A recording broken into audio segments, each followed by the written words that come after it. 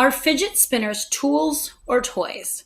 This article is from June 1st, 2017 by Catherine Hulick, and it was published in Science News for Students.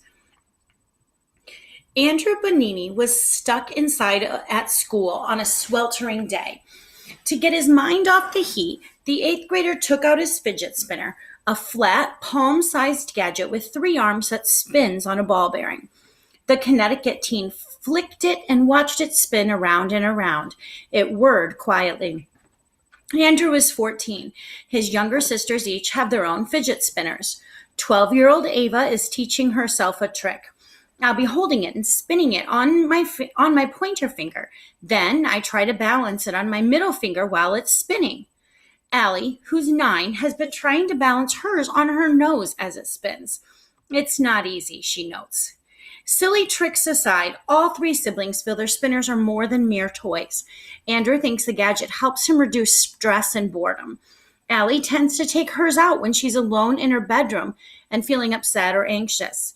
If I can play with it for 5 minutes, it helps me not be as worried, she says. The Bonini kids are part of the fidget spinner craze that is sweeping across the United States and other parts of the world.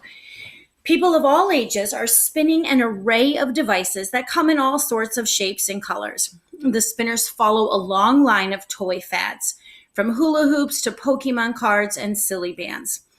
But fidget spinners may be more than just a toy. Some websites that sell them have made sweeping health claims.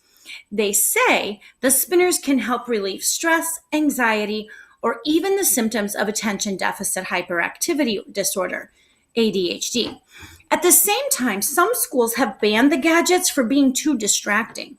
So are spinners annoying toys or therapeutic tools? It turns out they can be both.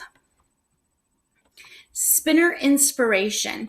Years before the current spinner craze took off, inventor Catherine Hedinger of Winter Park, Florida, was going through a difficult summer. She has a disorder called myasthenia gravis. In this condition, instructions from the brain can fail to make it to the muscles. People like Hedinger can therefore have trouble moving their arms and hands. Her daughter Sarah was 7 at the time. I couldn't pick up my daughter's toys and couldn't play with her, the woman recalls. Whenever Hedinger hears of a problem, though, no matter how large or small, she immediately starts imagining devices to fix it. She and her daughter worked together to design and build something they could play with together. We toyed with all sorts of kitchen stuff, all kinds of kitchen stuff, and other household objects. I could crumple up newspaper and use tape to think in 3 dimensions, she says. The result of all that tinkering was a small plastic disc that could be spun on the top of a finger. In 1993, Hedinger filed for a patent on the spinning toy and started selling it at craft fairs. A patent gives a person or company exclusive rights to make, sell, or use an invention.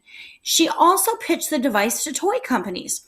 Before a meeting with the vice president and lead designer of one company, Hedinger found herself playing with the spinner. She says, it helps to calm me down. Unfortunately, none of the companies decided to produce her toy, and a patent doesn't last forever. Hedinger eventually let hers lapse. Though she continued to sell the spinners at craft fairs and online, the idea of a finger spinner and no longer belonged to her alone. Yet she's thrilled that a variation on her idea has now become popular. The fidget spinners that most people have now don't look much like Hedinger's original. Hers looked a bit like a sun hat or a flying saucer that would balance atop a fingertip. Most of today's spinners have 3 arms and spin for a longer time on tiny ball bearings. People have gotten very creative with new sizes and shapes for these spinners. Since last fall, for instance, Joe Gartino has been making spinners in his garage. It looks like a mad scientist laboratory.